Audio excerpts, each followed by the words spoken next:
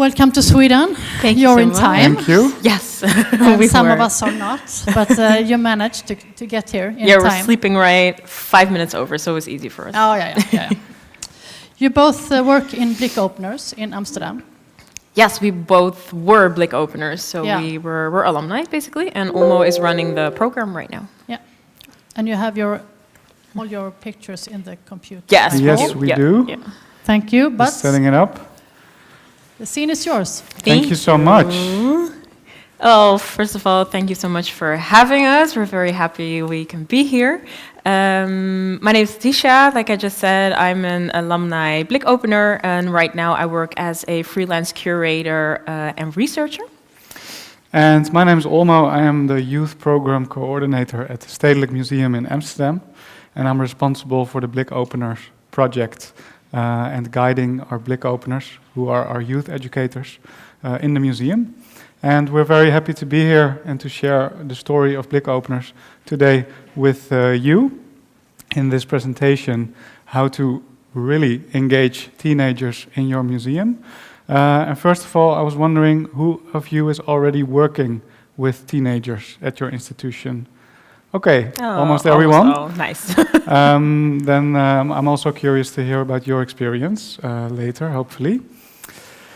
So we will talk about youth educators, our Blikopeners, as part of the organization of the Stedelijk Museum. We will share examples of the project, of the program, and Lateesha will share the latest results from the impact study we just finished about the impact on the life of Blikopeners and the cultural field. Yes. So let's start with the first part, youth educators as part of our organization. This is the current group of Blikopeners. Each year at the 1st of October, a new group of 15 youth educators, Blikopeners, start in the museum. And they stay with us in this group for at least 1 year. And some of them then become active in the alumni group of Blikopeners who are still working for the museum. But they are always working for 1 year in the same group. And we started with this group a month ago. This is our museum. Any people who have visited Amsterdam and the Stedelijk before? Some people. Hope you had a good experience. It's the building on the left side, it's the old part, which is a 19th century building. And the building on the right side, it's attached to the old part. We call it the Badkuip, and it was constructed in the early 2000s. And that's also where I like to start this story today, because the 2000s were an intensive period for the Stedelijk Museum. And like many other museums housed in 19th century buildings, at some point you need to renovate. And for the Stedelijk Museum, it lasted for more than 8 years. So the museum was closed in between 2004 and 2012. And there are two reasons why I start the presentation with this story. Because first of all, my first time in the Stedelijk Museum was when the museum was closed, when I applied as Blikopener in 2010. And I remember that I was walking through the empty galleries, which were still being renovated, thinking, what am I supposed to do within this construction site? And will it ever be finished? And then 2 months later, it was finished, and we started this was my group. I'm the third on the left, that's me.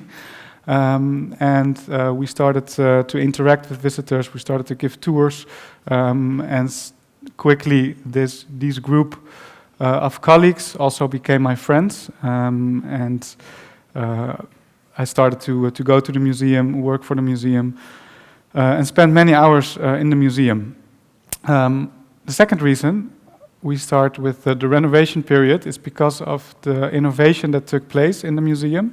It was in 2006, 2007, that an educator from the Stedelijk Museum, her name was Marloes, started to pitch the idea of youth educators to the director of the museum.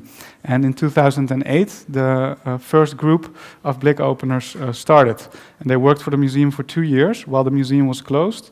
They were temporarily housed in the library, and they did projects with other museums. and they laid the foundation for the project. It's still today. And back in 2007, Stedelijk Museum crafted this mission about its ambition for Blikopeners. And I'd like to ask you to read this mission from 2007 and think about one sentence which is an essential part for a successful youth program. At least for us, it is. I'll get back to this in a minute. Just read it and think about it.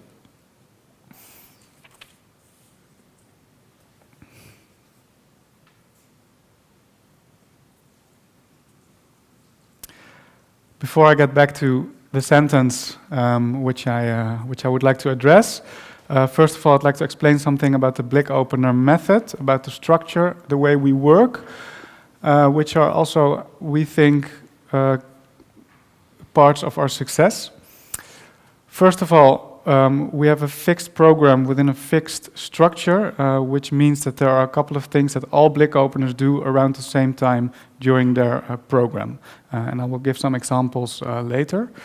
We also decided from the very beginning of the project to pay our Blikopeners. Currently they receive minimum wage plus 25%. So we also compete a little bit with other side jobs.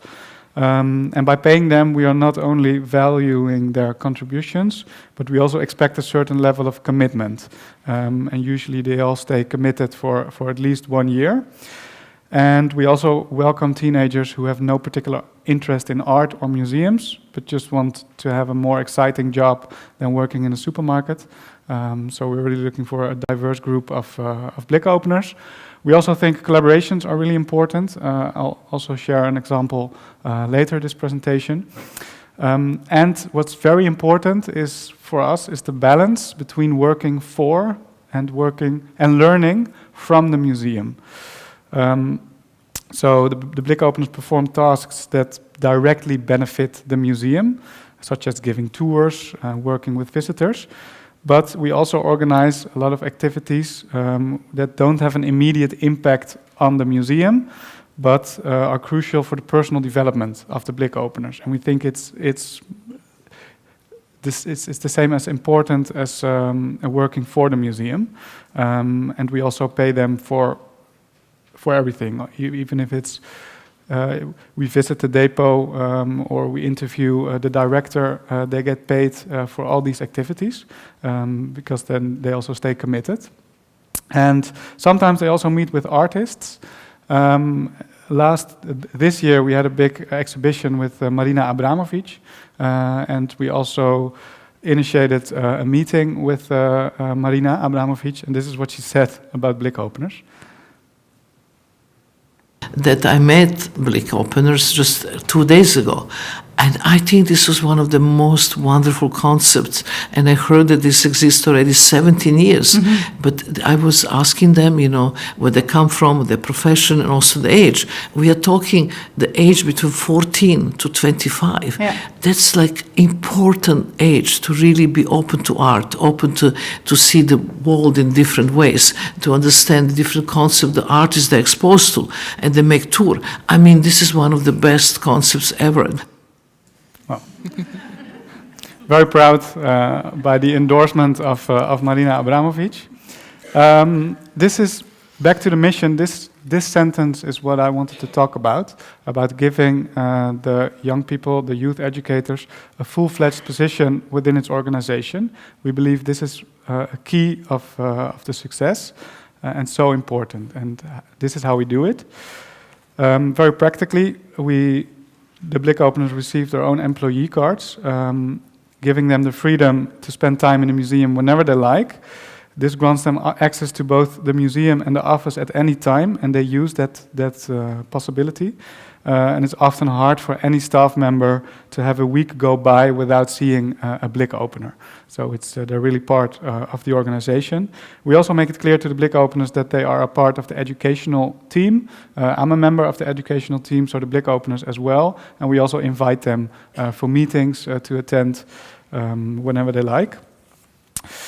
We also invite them for exhibition openings, for staff parties. They never miss an opportunity to come by. And we also offer them opportunities for growth, both within the Blikopener program. I will share examples of how alumni still work for the museum today, but also we also have Blikopeners doing internships for the museum at various positions, or having paid positions or freelance work.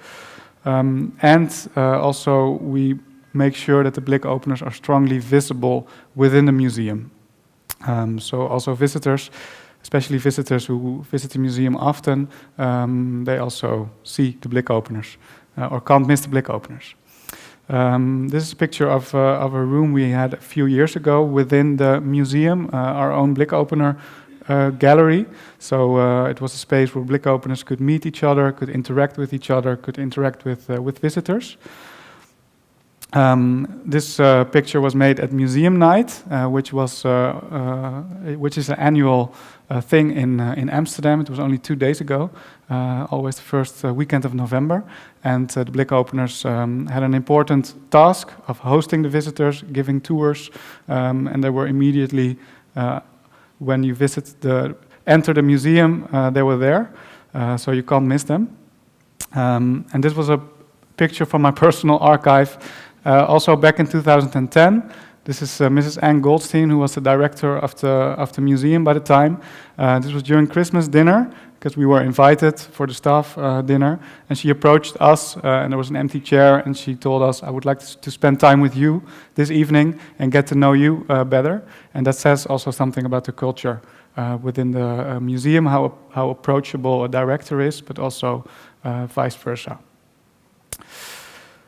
To finish the first part, we believe a fixed program and structure are very important. A balance between working for and learning from the museum.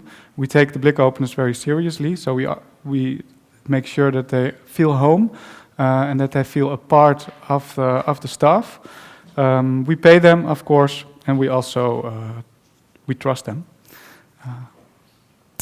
The second part, I will give you more examples of what we do exactly. And I also hope to speak with you later today also to hear about what your teenagers or youth educators are spending time on. An important thing is the guided tours, and they're a bit different than the regular tours we offer in the Stedelijk Museum. The key difference is that we don't expect the Blikopeners to know everything about the artwork. Of course, they research and they talk about the art, but it's more important that a tour is interactive and they have a dialogue with the visitors of the museum. And each time a Blikopener gives a tour, they also learn new things, learn to have a dialogue about art with the visitors. And the Blikopeners are always together, so it's always 2 Blikopeners working together, doing a tour, then reflecting on the tour and preparing for next time. They also organize events and activities in the museum. There's always one big major Blikopener event in the year, and they program everything, and they have to make phone calls and organize the event. They also organize smaller activities. They make content, they create content. It's a really important task of the Blikopeners, especially of the alumni Blikopeners. I will give you some examples in a few minutes. Of course, they learn about the museum, they meet with different departments, and they are 6 to 8 hours a week on average in the museum. So usually a Tuesday afternoon after school, and once or twice Saturdays a month, and also during holidays to give the tours. An important part of the program is what we call the introduction day. So teenagers who want to become a Blikopener, they apply during the summer, and then everyone who applies is invited for an introduction day at the museum in September, which is hosted by alumni Blikopeners. So the alumni Blikopeners, they make sure to help out on that day and to guide the applicants through the museum and to make sure that everyone feels safe and welcome. We also take the applicants to the canteen, to the staff canteen at the office, and we have lunch together. It's always a really fun day. And at the end, we're together with the alumni, and then the alumni will tell me and my colleagues who they think we should invite for an interview. Then we have around 25 to 30 job interviews, and then we make a selection of 15 Blikopeners. And then they start. So this picture was made in the second week after the new group started. They immediately received trainings of professional tour guides of how to give a tour. We prepare them on the exhibition. We asked them to give tours in. We had a meeting with the curator of this specific exhibition. So and of course, it's important that they get to know each other, get to know the museum. Then, after a few weeks, and this was a few days ago, well, this picture was made a few years ago, but the annual museum night in November, that's really important because then all the Blikopeners, they give tours and they work together, and it's the first event for them, and it was a big success last Saturday. This was during the opening night of Marina Abramovic of the exhibition, where the Blikopeners did a performance of Marina Abramovic. This performance is called Work Relation. It was a famous performance of Marina Abramovic from 1978. And prior to this performance, the Blikopeners received intensive preparation and a workshop organized by the Marina Abramovic Institute. And also the meeting with Marina took place on that day. And then a month later, the Blikopeners would host their own Blikopener event, the annual yearly event, also about the Marina Abramovic exhibition. They led 4 performance workshops from Marina Abramovic repertoire, aimed at improving focus, endurance, and concentration. And also under the guidance of Blikopeners, visitors could participate in various workshops.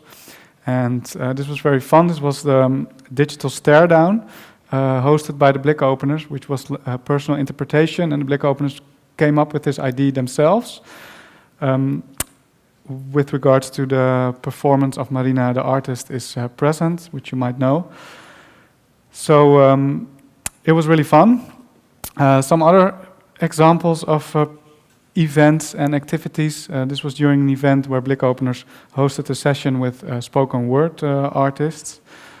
This was at the entrance of the museum, where Blikopeners hosted an event where visitors could bring their old clothes and then could repair them and customize them and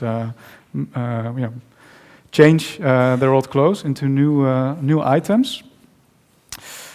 Of course, if you ask the Blikopeners what would you like at your event, they will always say, we want some music, we want to have a party. So, okay, we're gonna invite DJs, or they will invite the DJs, and we're gonna have a party at the entrance.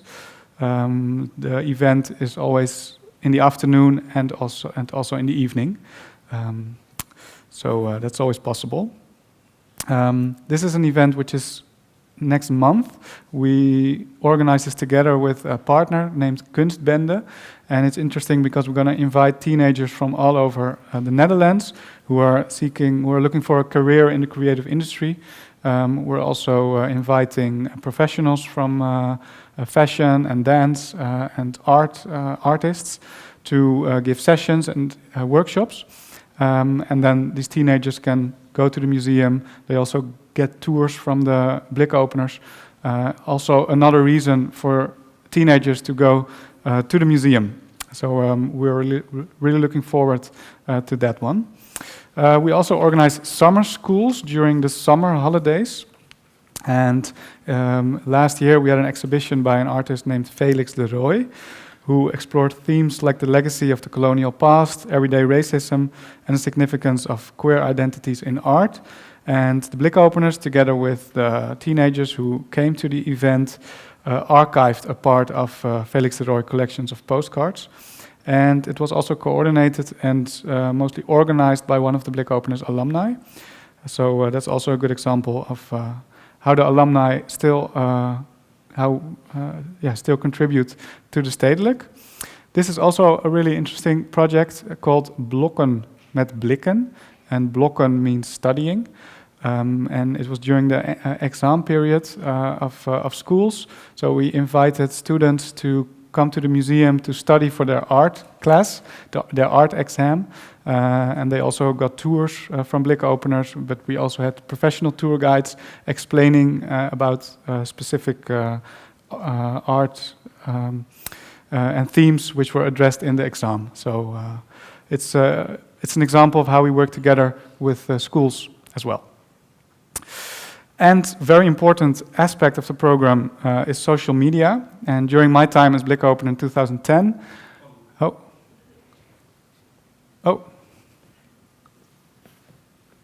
I was standing on the cable. Says something about me and social media, because I'm running the team of Blikopeners who's in charge of the TikTok. Every time I open the TikTok on my phone, I'm always scared that I post something silly in the name of the Stedelijk Museum. So I let them do it.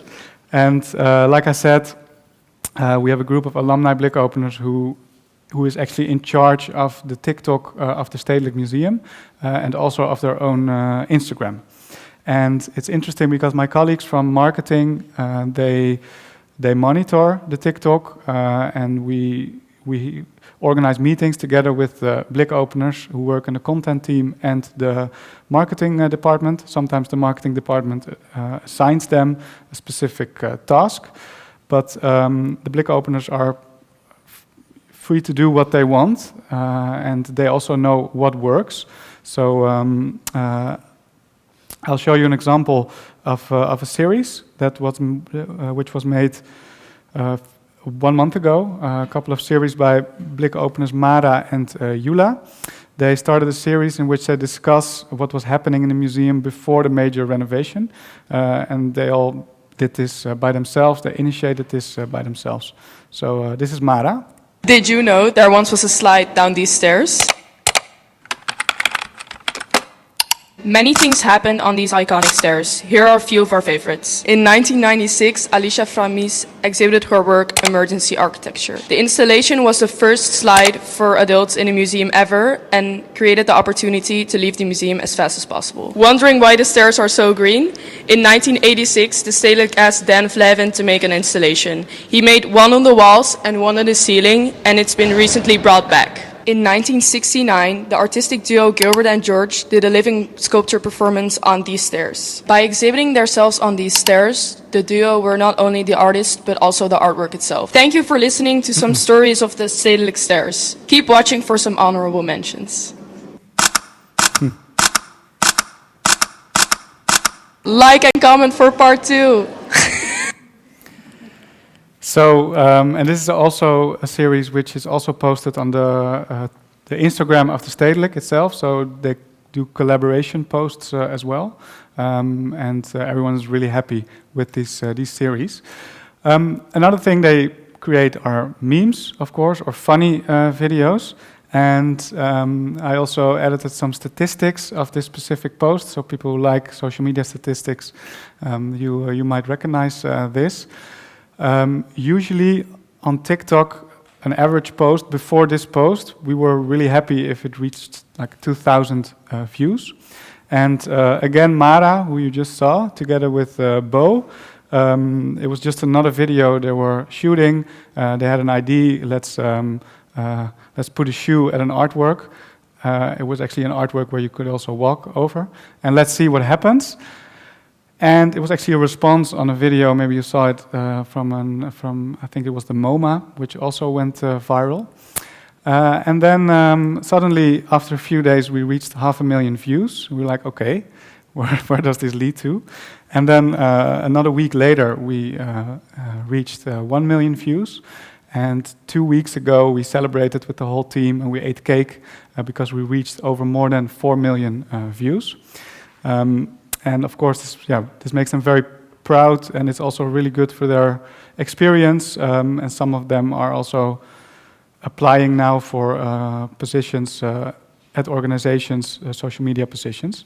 And it's also really good for like the atmosphere and the team, and the Stedelijk Museum marketing department, of course, is very happy with this. So I'll show you the video.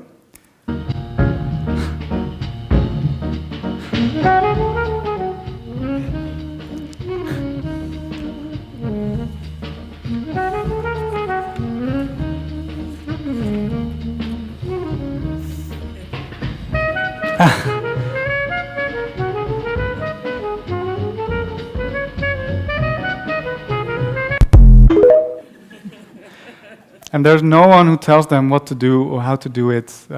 If they just make it up themselves, and they just do it. And they're right. If they say we go left, then we go left. If they say it's red, it's red. They are right. They know what works, and we give them certain freedom with this. We also worked with influencers, and I'm also curious to hear your experience. And one of the previous talks was addressed. We couldn't understand it, which was really a pity. But we, for the last campaign, the latest recruitment campaign, we worked with 2 influencers. And the online reach was good. We reached a lot of teenagers in the age group, but the sign-ups through these influencers were a bit disappointing. And we think, when considering an influencer, think about the goal, visibility among engagement. And we were really seeking for engagement, which didn't happen. But we did reach a lot of visibility.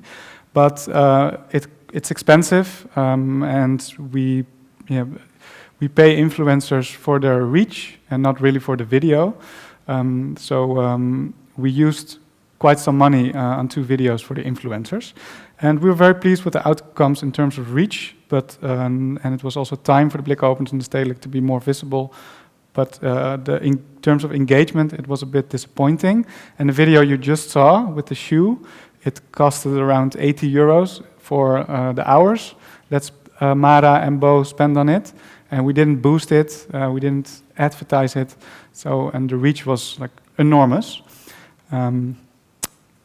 We also have collaborations with organizations who also appeal to younger audiences. An example is next to Lateesha, with the brand, fashion brand, The New Originals. And if you ask any teenager in Amsterdam and you'd say, what's your favorite brand or your favorite Amsterdam brand, they will say, oh, New Originals, they're so cool. So Blikopeners a few years ago, they made this design together with New Originals, and New Originals also made some more merchandise, like the jackets, and these jackets, Blikopeners also wear the jackets when they give tours, socks, and in fact we also sold this merchandise in the shop, and it was quite popular, because also like the teenagers in Amsterdam who heard about Blikopeners, they see this brand, New Originals, Blikopeners, oh, that's a cool thing. So that's a collaboration which really works well. Also, one personal highlight, alumni are always invited, Blikopeners are always invited to share their ideas, and sometimes an idea can become reality. And I was doing my bachelor's degree in museology, so it was a few years after I finished as a Blikopener. I was an alumni, and I thought, I was inspired by a project in Tate, London, where visitors could do mood tours. And I thought it's also cool if the visitors of the museum can follow a mood tour by a Blikopener at any time. So there's an example of a ride of the Hangover tour by alumni Blikopeners Floor and Maxime. And I approached the coordinator, Joy, and I told Joy I have an idea about this project, and Joy said, "Okay, it's a cool idea. You should write a plan, and then I will pitch it to the head of the department." And she did. And together with Joy's help, the plan was approved. And I was at school, and then I got a phone call like, "Hey, we're going to do it. Come to the museum, and then we're going to refine the plan." And then we invited app developers to come to the museum to pitch their ideas. In the weekends, we spent time at the office of the museum with Blikopeners from different years to record, to write the tours, to record the tours. And then after a year and a half developing, it went live. We launched it during the annual museum night. And I was so proud. I learned a lot from this project, and I also thought I led the project. So I was a project leader, and I told everyone I was the project leader. And actually, we did this project in 2015. I work now for the Stedelijk Museum in this position for only 3 months. And it was actually 2 months ago that I realized I didn't lead the project at all. I was protected by Joy, who led the project. And it's also an important part of having the back and protecting youth educators from an organization which you all recognize, which can be hard to work in, especially a big organization like Stedelijk Museum. So I was involved in every phase. I made decisions, but it was Joy who really had to fight for the project, took responsibility for the project, and it also concerned a lot of money. And now that I'm in her position, I realize how hard she worked to deliver this project. And youth educators, it also made me think about youth educators. They are young, they are also vulnerable. They don't have that much life experience, but they have so many ideas, and they make connections that we don't. So it's so important to protect them, but also to give them the idea that they're running the project. And and sometimes they do, like the social media team, they're really running the project. Some challenges I would also like to address, because it's not always easy. We think the diversity within the group, it's the biggest challenge, and diversity comes from different aspects. So we're looking for young people in the age of 15 till 19 from all parts of the city of Amsterdam, but also with all educational backgrounds, also with various socio-economic backgrounds. And it can be hard, striving for a diverse group. It can be hard, and it's not always possible to find teenagers within all these levels. We also see a decrease of number of applicants, also since COVID, that we feel that teenagers are more hesitant to apply. And we always say, if you consider being a Blikopener, if you just come to the introduction day, you will find out. But it can be hard to really have them to fill out the form and apply. And once they do, they meet each other, and they don't regret. And of course, the cultural sector in the Netherlands, and maybe here as well, is also under pressure. So we have to fight for the existence of Blikopeners, but we've also proven the success of it. And that's, I think, the most important of our challenges. So to summarize the program, tours are a really important aspect, and we make sure that the tours they give are different than the tours the normal tour guides do. They're always together. We give them their own event, which we think is really important. We see collaborations. We also ask them, what do you think who we should collaborate with? Well, clearly we let them run our social media, and it works really good. It's quite something to give the login details to a teenager of your TikTok account when you are at the Stedelijk Museum. We have never experienced misuse or abuse of it. They are so proud that they are in the position of this, that they are able to do this, and that they're so honored. and they work so hard for you. We invite them to share ideas, and like I said, we always have their back and we protect them. That was my part. Lateesha will now continue with a story about the research and the alumni. Yes, hi again. Like I mentioned, I'm Lateesha, so I was an alumni.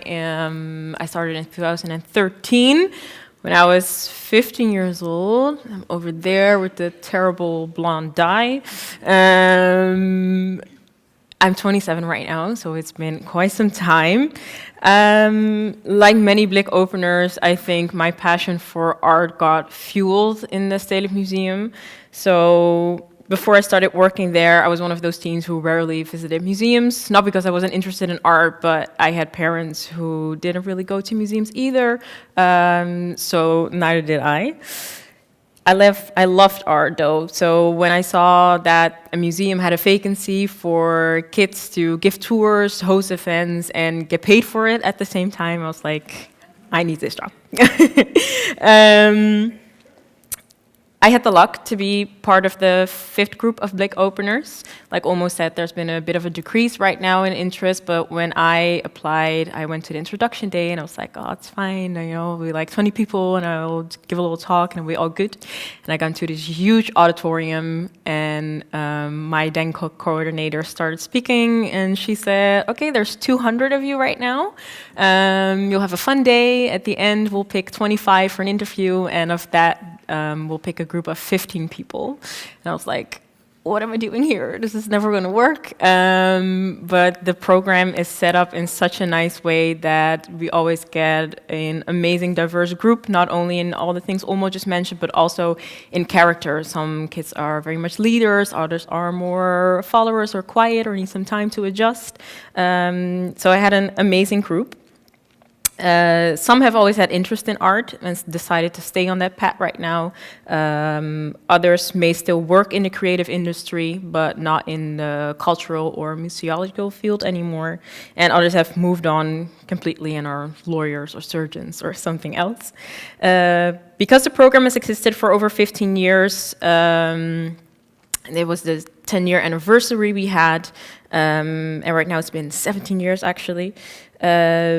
The education department was very interested to see what kind of impact the Blikopeners have had on the outside world, but also what kind of impact the program has had on their personal life. The latter had already been researched in 2015 by Eva Klooster. She did a research in which she interviewed 30 alumni, 11 people from their circle, so friends, family, colleagues, and then 12 people from the museum who also were in contact with the Blikopeners. And the research focused first on the meaning of the program for the participants. So what do they feel they learned? In what way did the program influence their personal development? And how did it influence their relationship with museums and art? And maybe they even got their future orientation from it, that they found a job there that they found interesting. And Klooster found that Blikopeners gained more confidence overall. They had a sense of belonging in a group that they would not have found on their own, because we want to create so much diversity in that group. Almost all Blikopeners mention, I love this person, but I would have never met them if it wasn't for Blikopeners. And important, they felt like home in the museum. Now, the impact research we're doing right now, or we've actually just finished, the concept version that finished last week, was done by Anna Elvers and with assistance from 2 alumni Blikopeners, me and Martijntje. And important was that this research was a qualitative research. So we decided on a very extensive questionnaire for all Blikopeners.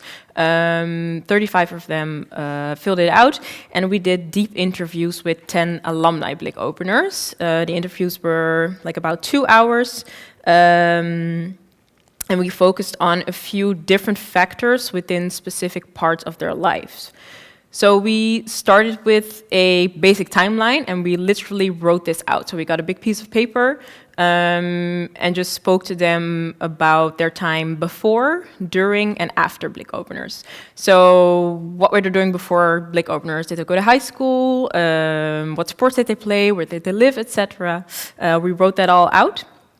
And then we got to a second layer, identity, motivation, and self-understanding. So what did they find interesting at that time? What did they want in life? Did they already have very deciding hobbies or a career in mind? And then lastly, we moved it on to the relation to the cultural sector. So how did they view museums? What did they think of the Stedelijk Museum before they worked there? What did they think of it while they were there, and of course after? And after we put all this on this huge timeline that we drew up together, we started to connect them to their time at Blikopeners and important events in their lives. And we wrote these events and the influence on little post-its, and those we add to the timeline, just to see if we could come together to some sort of eureka moments that they had, like, oh, this is something I found at Blikopeners, which sort of stayed with me for the rest of my life.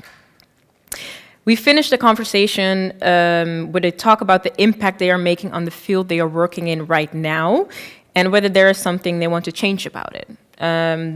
They were very long interviews, and all of them were different, just because all Blikopeners are different. They've all been through different things in their life, and it's really amazing to hear and to listen how all of them grew into young adults. The oldest Blikopeners are now early 30s. The research report, the last chapter in the research report, which is most important for you to hear right now, is the impact that they're making on the outside world. And we also asked them in the questionnaire, do you feel like you have impact on the world right now? And do you feel like you had impact during Blikopeners?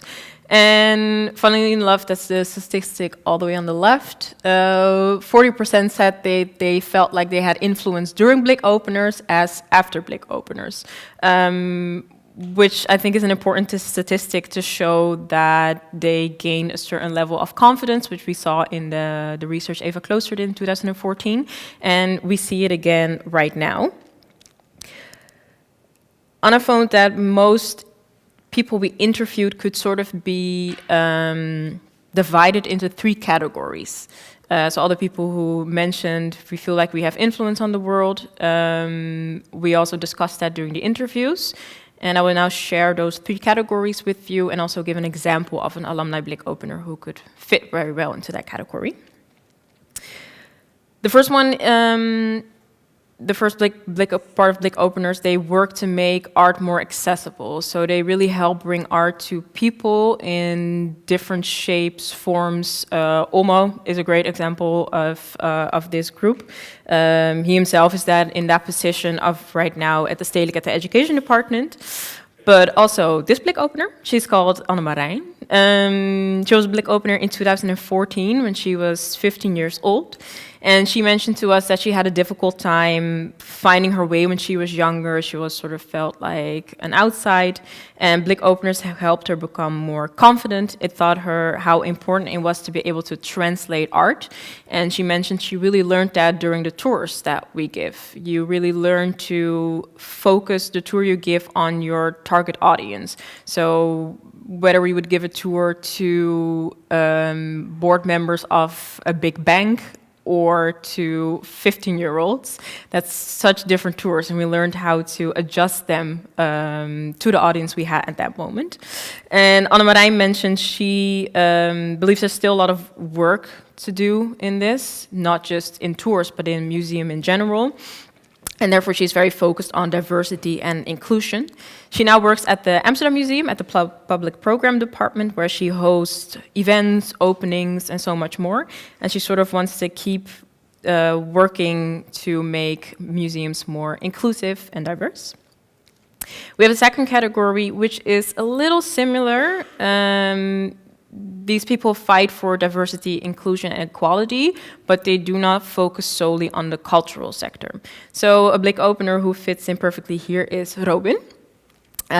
She is very outspoken. She became a Blikopener when she was 15 years old.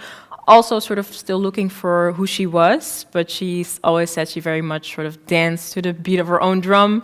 On the left is when she started, and after 2 months, she felt so comfortable at Blikopener. She was like, I'm going to do something crazy. I'm going to shave all my head off. And that's still her right now on the right. She remembers that during her year as a Blik opener, her group was a good representation of what Amsterdam looked like at that moment, but she felt like diversity was not discussed yet. So it was sort of a given that they all came from different backgrounds, but they didn't really talk about what that meant. And right now, Robin sort of make sure that gets discussed. She's a freelance speaker and producer on discrimination and AI. And she became very well known in the Netherlands as the first person to sue a Dutch university. She studied at the VU. And during Corona, they had this recognition software to make sure you couldn't cheat during your exams. Only that recognition software does not recognize black faces. So she took them to court. And now she uses that terrible experience to give workshops, to give keynotes. She gave a TED Talk not too long ago about this topic. And even though she learned that she loves producing at the Stedelijk Museum, she does feel like she would have ended up where she is right now without Blikopeners as well, but it gave her a very nice push. And then in the last category, sort of the most obvious one, I think, the people who make art themselves. And May is a very good example of that. She mentioned she came to Blikopeners in 2014. She had always already loved designing clothes. She wanted to be an artist. She knew exactly what she wanted. She felt at 16, she knew very well who she was, what she wanted to do. She said she always did everything for herself, and that never really changed. She now, not surprisingly, works as a freelance artist. And she also mentions Blikopeners gave her a nice push. It gave her a nice network, because it's always nice to mention that you worked at the Stedelijk Museum. But she also said she would have ended up where she is right now without Blikopeners. And then we got onto an interesting discussion. That of the established institution. Is that a place you want to work at, yes or no? And I feel like this is something that lives more under the generation that's going into their professional career right now. Is it too difficult to find a job at one? Because we know there's not a lot of jobs in the creative cultural industry, or at least in the Netherlands it's like this. But there are people like May who don't want to work for an established institution. Why? Changes go slow. And she feels like the real change needs to be made from inside the institution, to break everything up from the inside. And before that has happened, it's not the place to work for her, and a lot of Blikopeners actually felt that way. So the question will always be, do you want to work at an established institution, or is it too difficult to find a job at one? Even when Blikopeners do, is it the result of their time in the program, or would they have ended up where they are right now without Blikopeners? That's sort of the question that this research also flung into the air. One thing is very clear, that while Blikopeners are a very important entity within the Stedelijk Museum, they have a real lasting impact on their own age group, on the museum itself. But it's maybe too soon to say if they have a lasting impact on the cultural world. Like I said, the oldest Blikopeners are in the beginning of their 30s, and the big positions in, sadly, established institutions to make the real change from within, they're just too young to be in those positions already right now. And to hold that position, a larger position in an institution, to make big mainstream and substantive change, I think is the key word here, is maybe a little too early to tell. One thing almost all Blikopeners have mentioned, however, and that they will forever take with them, is the infamous Blikopener mindset. We're still trying very hard to put a definition to the term, but it is something like all Blikopeners share, something we possibly all learned or enhanced during the safe environment that we had in the museum. The idea that nothing is ever too crazy to say, you can ask for everything, your voice matters, and if you want something, like Olmo wanted the Mood app, you go for it and you ask. And we have a saying in Dutch, nee heb je, ja kun je krijgen, which means you already have no, go and ask, maybe you get a yes. And that mindset we very much take into our professional career as well. And we see Blikopeners doing what they want in life. It's it became such an inspirational place. And one way or another, we all seem to take that safe environment, that safe open space we had in the museum and create our own out there in the world. And we very much hope to have inspired you to also engage in some own form of your of the Blikopener mindset with the tools that Olmo just shared with us. And then I want to thank you very much for your attention.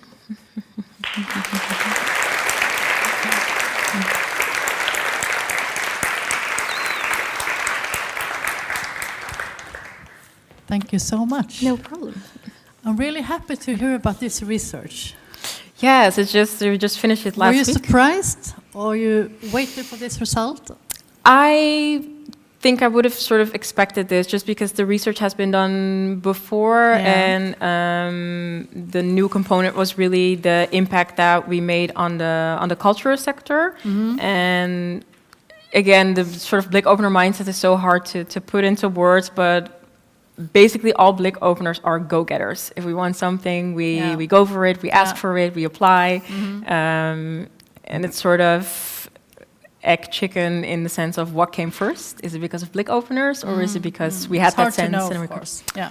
And it's also because we take the Blikopeners seriously. They experience this for the first time within an organization. Then they also expect to be taken seriously when they go to another organization. Yeah. So they walk through the door in a different way than they would without With an the attitude. program. Yeah, exactly. Confidence, at least. Yeah. Yeah. I have one question. How do you more specifically work to get a diverse group? How do you reach out, and how do you pick the people? A very different. Sorry, did you hear me?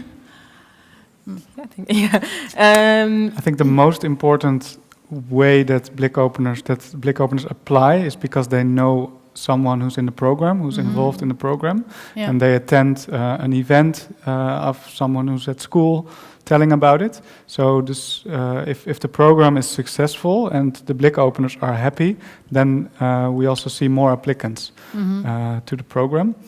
And we really need to keep investing in it. It's really important to have teenagers from all over the city, because if we don't keep doing that, then some schools, they won't hear about the project. So you go through the schools? Yes, so we also go to schools to promote. And inform and make some workshops, or how do you do it more specifically? Well, an example is the studying project within the museum. So we're going to try to invite more schools, also from different areas from the city, but we're not there yet. And social media is getting more important nowadays. Yeah, so it's basically just what we just saw through TikTok and Instagram. Really make sort of a social media campaign to let everybody know that we heard before, you didn't hear, but somebody told us not to go on TikTok if we're too old. Yeah. Well, what do you say about that?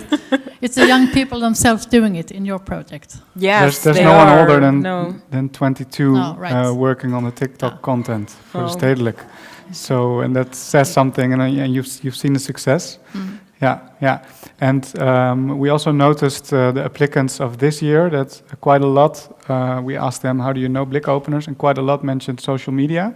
And it was always a post of the Instagram or TikTok, which they saw, not directly from the influencers.